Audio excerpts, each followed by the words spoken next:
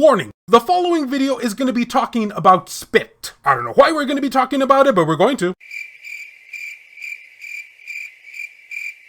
Trust me, it'll make sense once we get there, or probably not. Greetings fellow Vita fans, this is James with PS Vita at 2 AM, coming at you once again with another exciting video. And if you're new here and love everything PlayStation Vita, don't forget to subscribe, and make sure to leave me your thoughts and opinions down in the comment section below. So for today, we have reached part 3, yes that's right, part 3 of pick up and play PS Vita games. Because quite frankly, I have no life. So when it comes to this particular segment, my rules go as follows. A game that is just basically easy to pick up and play, doesn't require a heavy learning curve, has minimal to no cutscenes, and is essentially pretty much like video games used to be back in the day, where you just turn on the power button and you started playing. Even though I'm probably the only one old enough to remember those days on this channel. And make sure to leave me your suggestions down below for what you feel is pick up and play. Okay, let's start off with the first game, that being Air Race Speed. Now I know what you're thinking here. Man, what a generic title, and yeah, you're pretty much right on the nose with that. What were they thinking? Doesn't exactly have the best name, but oh boy is this game ever so much fun. Now, as you can see, this is a full-fledged flight simulator racing game, but not really, because there are no other aircrafts that you're racing against. A flying simulator obstacle course might be the more correct name to give it here. I'm also questioning if it should even be called a flight simulator, since it's pure arcade. I don't know, I'm really confused now, but hey, who am I to question the title, right? Now, what this game has going for it in spades is its actual speed, so I guess in that aspect the title is pretty correct. Generic as it may be, because as you play this game, you really do feel like you're traveling at light speed, being able to dodge obstacles just barely on the fly. And dodging obstacles you will be, because there will be a lot of hairpin turns and obstacles in your way that you will barely see at a moment's notice, so you really have to be quick on your reflexes with this one. And of course, as you race through each of the levels, you'll be able to gain stars, which will give you the opportunity to unlock even more vehicles. The game is a little bit more on the budget side though, which is kind of the reason why the gameplay feels kind of like just one giant time trial mode. And for those of you who are trophy hunters, you will be happy to know that the game does feature them, which adds even more to its replay value, though I wouldn't say this is going to take you a whole lot of time to complete in general. But with its frantic high-speed action, it's certainly a game I think you will be coming back to even after you have long completed it. Check it out! Should note here that it kind of gives me a little bit of an F-Zero vibe to it too, only you're not in like hovercrafts, you're in an actual aircraft. So wow, I'm really doing a terrible job at metaphoring here now, aren't I? Before I embarrass myself any further, let's move on to the next game.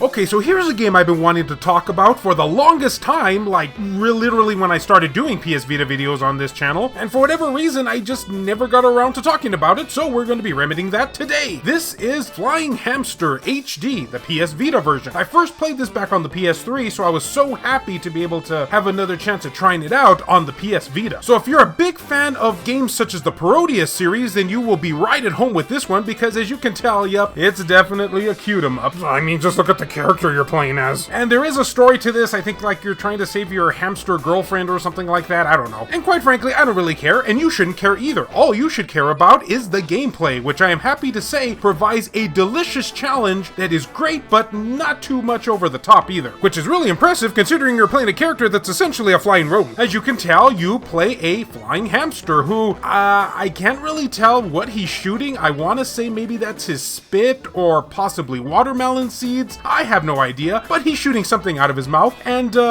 I'll just leave you with that mental image. Oh wait, you don't really need one because you're seeing it right now on the screen. And hey, at least my spit reference came full circle now. And of course, like any shoot 'em up, you gotta get through the side-scrolling level, all while attempting to take minimal damage and fight giant bosses. Which, due to the fact that you are a flying hamster, will just be like owls and other random birds and stuff. Now, a shmup game like this is only as good as its power-ups, and there's a positive and negative when it comes to this aspect. You see, you will in fact get power-ups, but they don't actually stack up into like an extremely overpowered power-up. Well, that's a bit of a letdown. I wanted to blow some stuff up here, man. Instead, you'll be able to pick up a power-up, and it basically is what it is until you die. Thankfully, however, it does balance things out by you not actually losing said power-up when you get hit. Way too many shmups do that, which just tends me to make me want to drink root beer, or sometimes Capri Sun. And I think one of my favorite aspects about this game is that all of the sprites, if you can even call them sprites, character art or whatever, is a nice big size, so I never felt like I missed dodging a bullet because I couldn't quite frankly see it. Again, way too many other shmups are guilty of this. With this one, everything is crystal clear to see, which helps balance the game tremendously. So if you can get over the fact that you're playing a flying hamster spitting watermelon seeds, I guess, or saliva, you'll definitely enjoy this one. Mental pictures and innuendos abound.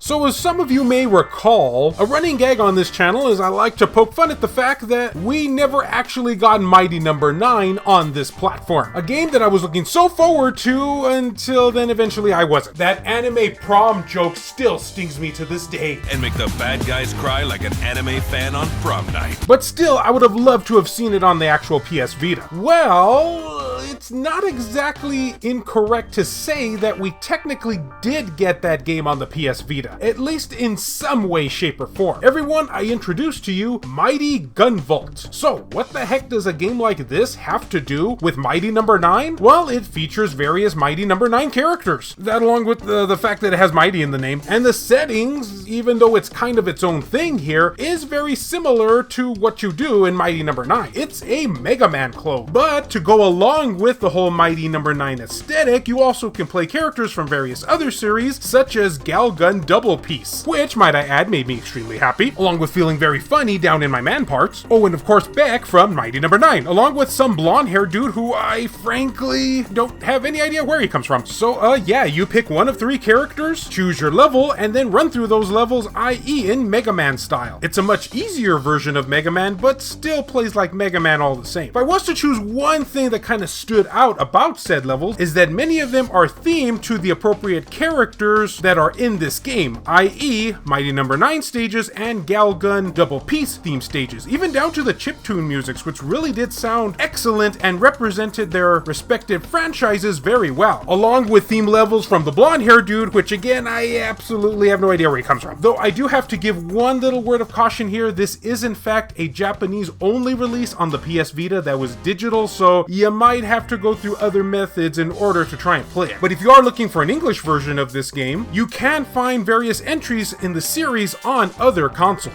I talked about other consoles on this channel. I feel so dirty now. Alright everyone, and thus that will conclude part 3 of my Pick Up and Play series on this channel. Tell me, what did you think about my picks? Have you ever played them before? Did they sound interesting to you? Did you crash much like me 20 times in air A speed? Or were they all just downright terrible? What are some of your personal favorite Pick Up and Play games? Make sure to leave me your suggestions down below. And as always, fellow Vita fans, thank you so much for taking the time out of your day to watch this video. It really means a lot to me. Love you all, and I'll see you next time. This video has been brought to you in part by all of these wonderfully generous supporters who help make this content possible. So a huge thank you goes out to Dr. Super Artie, Matt Hargett, Jamie, Sabin Fire, Ricardo Martinez, Mozgus, PSP Guru, Donut Valley, Tasha Monty, Starlight Mirror, Nintendo Switch at 2 AM, Eric DeWitt, Azumara, Juan M. Hermosillo, Lacerated 87, 1488 Dental, Burrs and Mystery, No Good, Rizal Pliskin, Kayonko, Aridri, Buzz Saiyan, Hector Gonzalez, Franz Hartle, Chris Foxhound, Mishuga 360, Lucian Ryu Cat, Berserker Games, Milk Sama, Neo Arashi, Shin Snake, Alan Iwazuk, Reiko Star, Zicrito, Matt Fox, B Mystery, Catherine.uk, Airkick72, Matisse Blob, Randy Azadich, Michael O'Connor, Rodrigo Vera, Sculpture Tugel TCG, David Ray, H-Hitter, Crazy Cat, Adam Thury, Wendy K, Jale, Heston Joseph, Per Sterner, Joseph Shavak, Kevin Enright, Silica, Richard Cruz, Jared Hado, JR, PS Vita S, VG Legends, Kyle Brooks, Adam Sondi, Claimer Malarkey, Saul Ramirez, Hemdall Imber, Hero Acer, BMF, Phantom XRS, and Gutter Drums. If you would be interested in supporting the channel and gaining access to a number of perks, including having your name featured on the end credits of these videos, or if you wish to remain anonymous, that can be provided too, then make sure to check the links down in the description below. I have numerous ways for you to do this down there. Can't support in this manner? Don't worry about it. I also have some affiliate links from both Amazon and PlayAsia for anyone who is interested in purchasing something from them. Basically, the way it works is so long as you use one of those links to just access their website, then anything you purchase purchase afterwards, a small commission will go to help support this content at no extra cost to you, the consumer. I also have channel merchandise available, and of course, as always, likes and shares can help equally as much. Oh, and seriously, I literally did crash 20 times in air race speed. Well, okay, maybe it was 30 plus times. Alright, 50 plus times. But who's counting, right?